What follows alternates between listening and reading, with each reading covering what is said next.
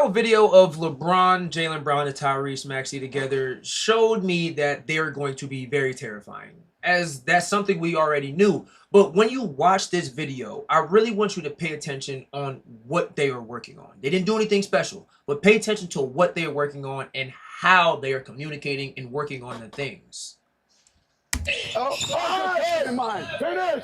Simple stuff. It's really simple stuff. Pick and roll, pick and pops, nothing, quick little scores, bumps and ones, game-like situations, and they're going at game speed.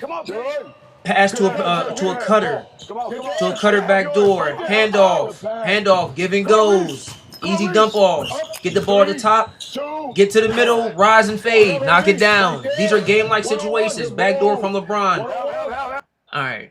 I don't know if he's going to be doing that at 41. But you understand what I'm saying. They're working on very simple things. Things that they're going to see in game. Things, sets, situations that they're going to face in the game.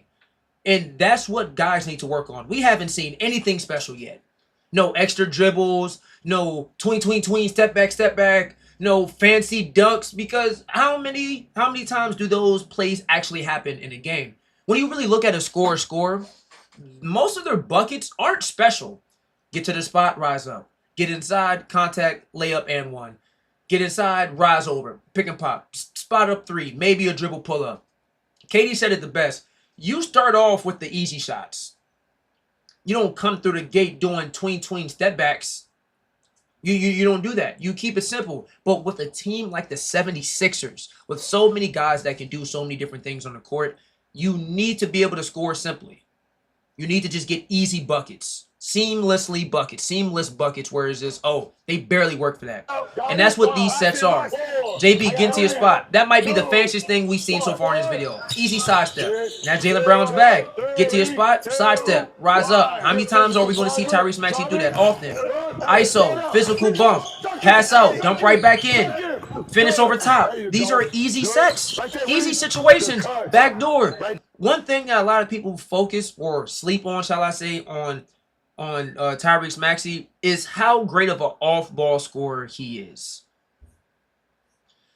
He is very, very good without the ball in his hands. And I'm not going to lie, it really took me a couple highlight videos and just me studying, not even studying, but just looking over his play.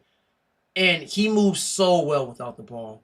I'm talking just drifting off to the corner, back screens, handoff, dribble handoff, pick and rolls, fade screens, whatever you need, he can do. And the fact that he's a 3-level scorer, he can finish inside. He can dunk occasionally if he needs to. If he gets that angle, he will punch on you. He can do that. He can float, finish with both hands. He has a nice midi, he has a nice three, has one of the best ball handles in the league by far. So when you add a passer like LeBron James, who honestly doesn't need the ball in his hands. We've seen him play off ball last year for about a month or so on the Lakers when he was running the floor. Still had the ball in his hands as LeBron, but he doesn't need the ball in his hands. Definitely when it's being controlled by guys like Tyrese, Jaylen Brown, and VJ. But if you do have the hands, if you do have LeBron with the ball in his hands, then you know a good play is going to be made. And with them communicating like this, rooting each other on, doing simple things like this, constant movement so your mind can just get used and adjusted to the guys that you're practicing with, how they move, how they dribble, how they score, where their spots are, where they like to go. Simple stuff. It makes it a lot better. Chemistry is extremely important. Extremely important. They work on things like this. Dribble handoff. Really think about a dribble handoff from LeBron to Jaylen Brown and then LeBron going right back to Jaylen Brown.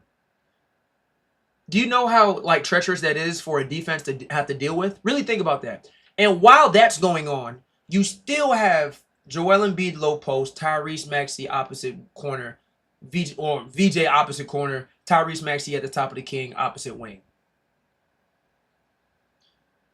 And once they get to move like this, once they start moving like this, teams are going to struggle. They're going to struggle. No hard closeouts because everybody can drive. Everybody can shoot.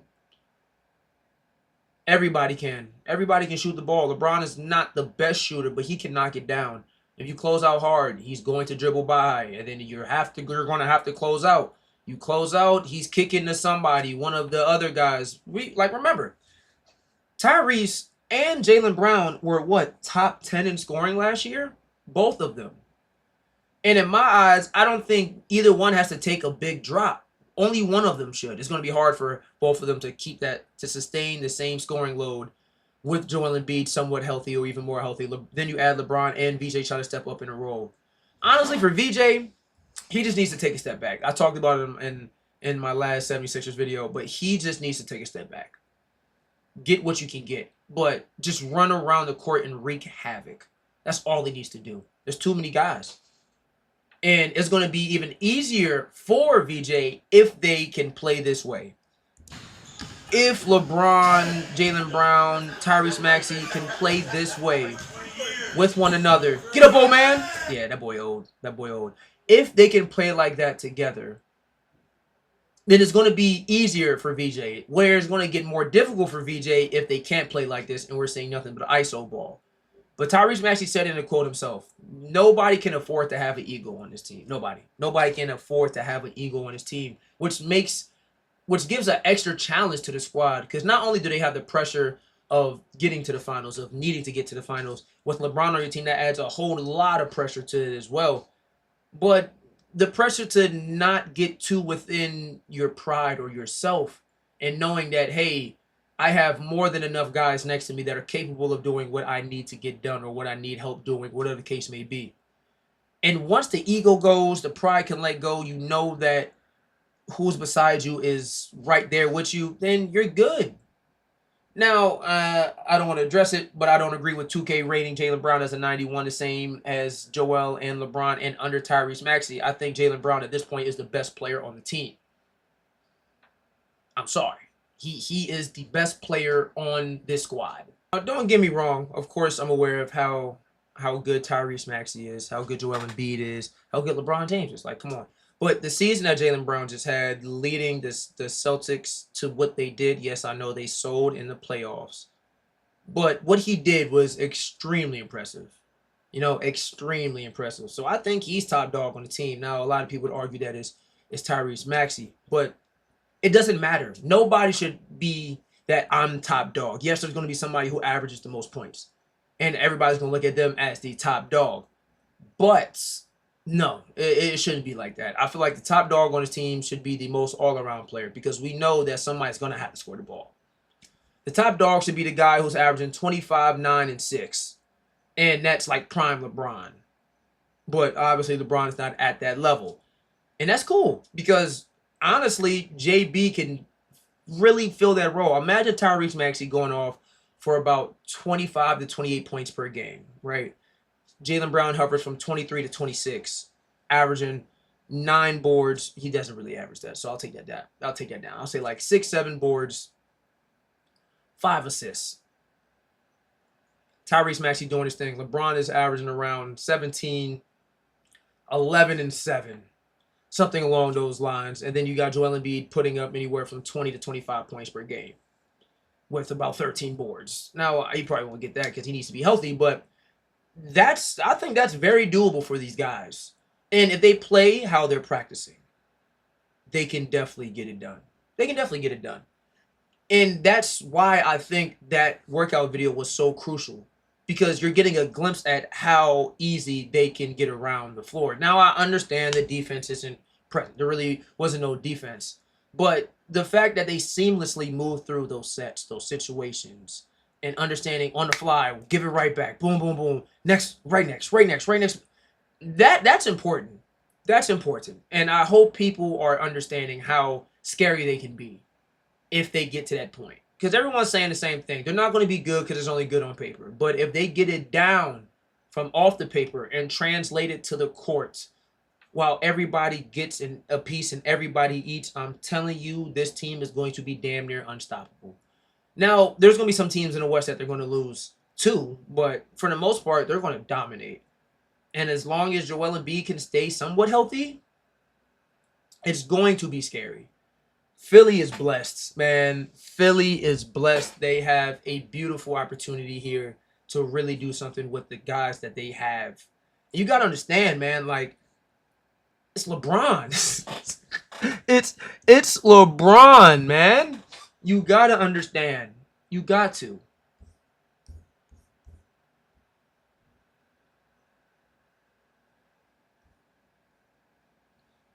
So that's really what I'm thinking about when it comes to what they can do. I'm just so focused, not necessarily focused, but I'm just so keyed in on how they're going to make it work.